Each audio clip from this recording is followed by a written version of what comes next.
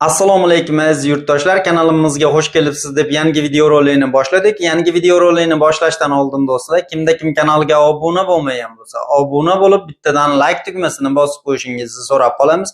Bu like tugmasini bosishingiz sizdan pul ketib qolmaydi yoki bizga pul bo'lib qolmaydi. Mana shu video roliklarimiz kengroq tarqalishiga o'z hissasini qo'shadi. Shuning uchun do'stlar, like bosing, Rossiyaga kelmoqchi bo'lgan aka-ukalarimiz ko'rib ogoh bo'lsin.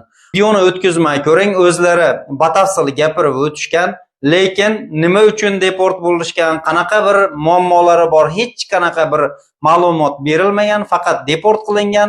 Hozirda orqaga qaytarib yuborish choralarini ko'rishmoqda. Marhamat, videoni ko'ring, o'zingiz guvohi bo'lishingiz mumkin.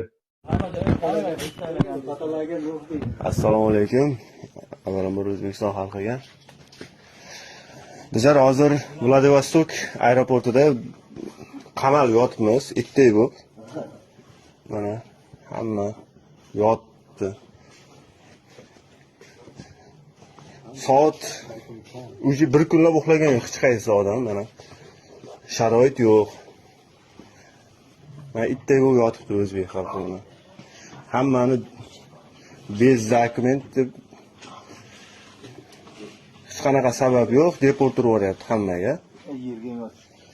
Mana bu yerda yotibdi odamlar, mana zaxda. Besabab 50 yilga aniq qo'yadi, deport qo'yadi. Mana sharoitlar yo'q hech kimda. Va eshiklar qulf mana. Mana eshiklar ochilmaydi. Ana yerda telefonlarimiz turibdi, korobkada.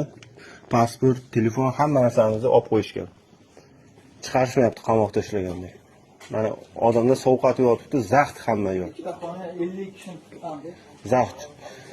Bitta xonaga 60 kishini tiqqanman. 67 ta ovqat yo'q mana, hammasi och qolgan mana. Mana hech kimda sharoit yo'q. Na suv beradi, na ovqat beradi, bitta joyga qamab qo'ygan. 3 kundan beri yotibmiz.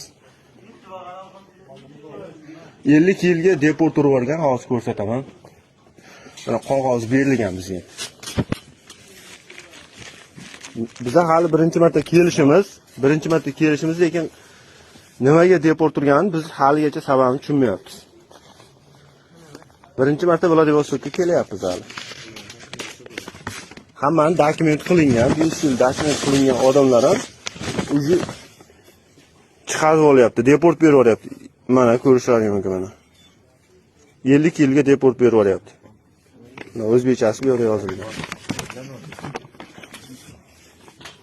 Ovqat ham yo'q, suv ham yo'q, hech narsa yo'q. Sharoit vahshiy yo'q. O'zbekiston xalqiga shuni iltimos qilib qolardik, umuman kelmasliklarini. Umuman kelib o'tirmanglar Rossiyaga. Sharoit mana. Bolalar bir kunlab uxlagan yo'q umuman.